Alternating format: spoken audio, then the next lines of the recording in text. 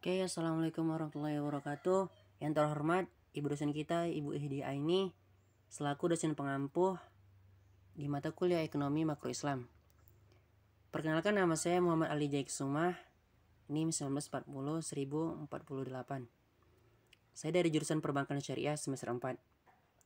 Oke, di video kali ini kita akan membahas mata kuliah Ekonomi Makro Islam yang berjudul Dasar-Dasar Ekonomi Makro dalam Perspektif Islam.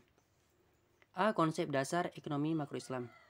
Ekonomi makro Islam adalah ilmu yang membahas permasalahan kebijakan ekonomi secara makro, berupa pengelolaan dan pengendalian sesuai dengan ajaran Islam. Dalam membahas perspektif ekonomi Islam, ada satu titik awal yang benar-benar harus kita perhatikan, yaitu ekonomi dalam Islam itu sesungguhnya bermuara kepada akidah Islam yang bersumber dari syariatnya.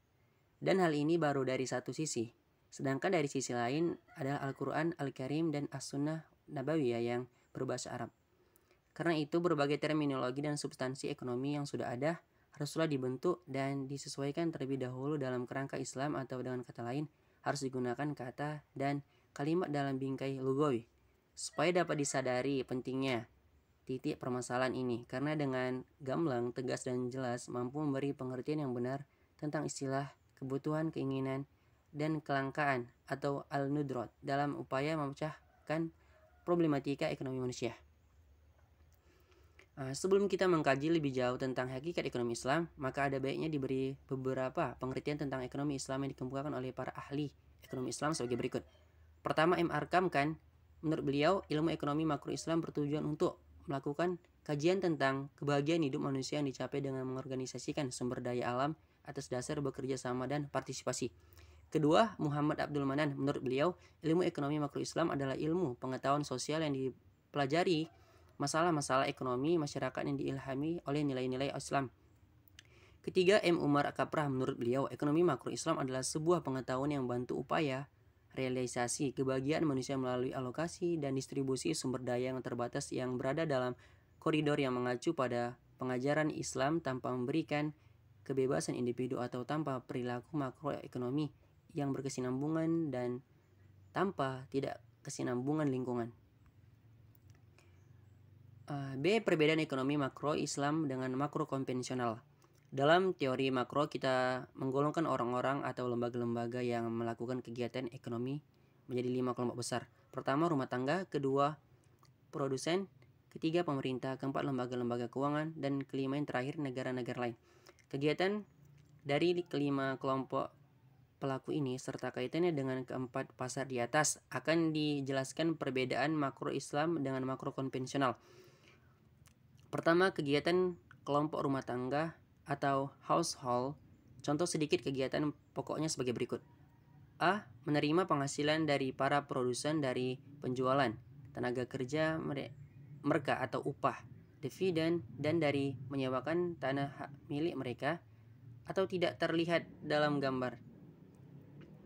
Dalam ekonomi Islam, belanja atau konsumsi terikat dengan kehalalan jenis pekerjaan yang dijual. B. Menerima penghasilan dari lembaga keuangan berupa bunga atas simpanan-simpanan mereka.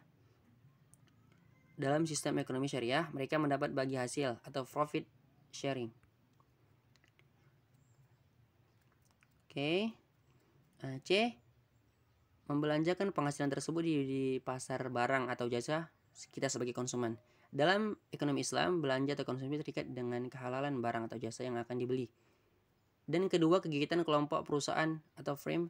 Contoh sedikit kegiatan pokoknya sebagai berikut. A. Memproduksi dan menjual barang-barang atau jasa-jasa, yaitu sebagai supplier di pasar barang. Dalam ekonomi Islam, memproduksi dan menjual barang atau jasa harus berupa barang atau jasa yang halal. B. Menyewa atau menggunakan faktor-faktor produksi yang dimiliki oleh kelompok rumah tangga untuk proses produksi. C. Membentuk pembelian barang-barang modal dan stok barang-barang lain atau selaku investor masuk dalam pasar barang sebagai peminta atau demander. Oke, ketiga, kegiatan kelompok pemerintah atau government. Contoh sedikit kegiatannya sebagai berikut. A. Menarik pajak langsung dan tak langsung.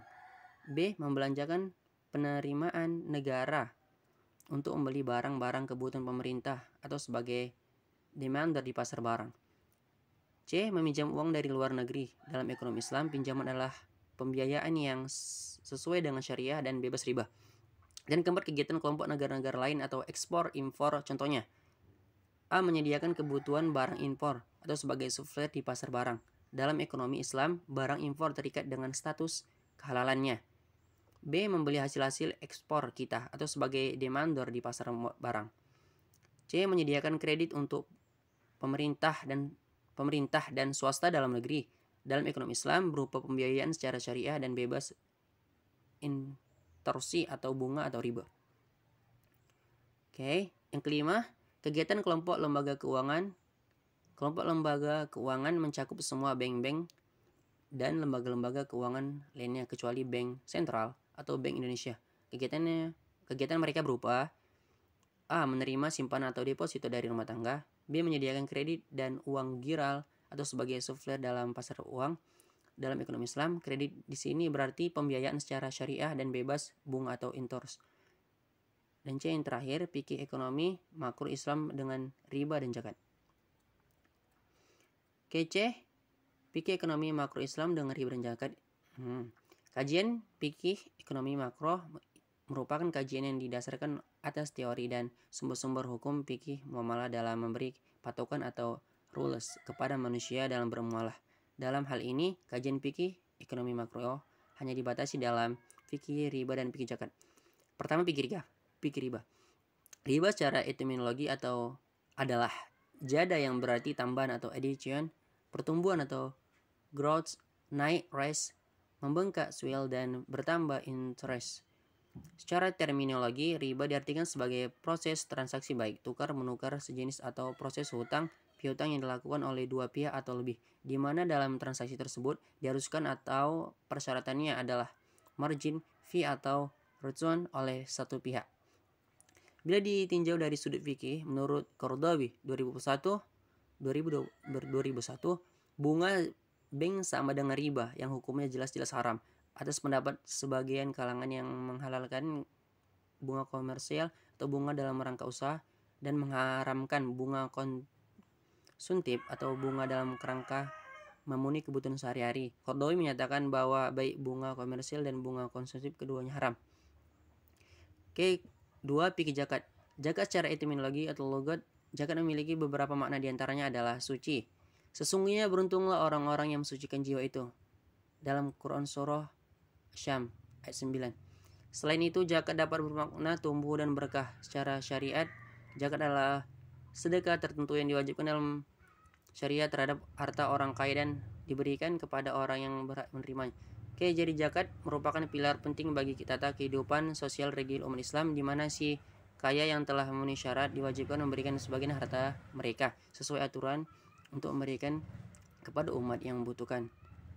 Atau 8 syab. Zakat merupakan pilar agama Islam dalam tata perekonomian umat. Sekian. Kesimpulan yang kita peroleh. Ekonomi makro Islam adalah ilmu yang membahas permasalahan kebijakan ekonomi secara makro berupa pengelolaan dan pengendalian sesuai dengan ajaran Islam. Dalam membahas perspektif ekonomi Islam, ada salah satu titik yang benar-benar harus kita perhatiin. Yang pertama, itu ekonomi dalam Islam itu sesungguhnya bermuara kepada akidah Islam, dan dari sisi lainnya sisi lainnya adalah Al-Quran Al-Karim dan As-Sunnah Nabawiyah yang berbahasa Arab. Sekian dari saya. Wassalamualaikum warahmatullahi wabarakatuh.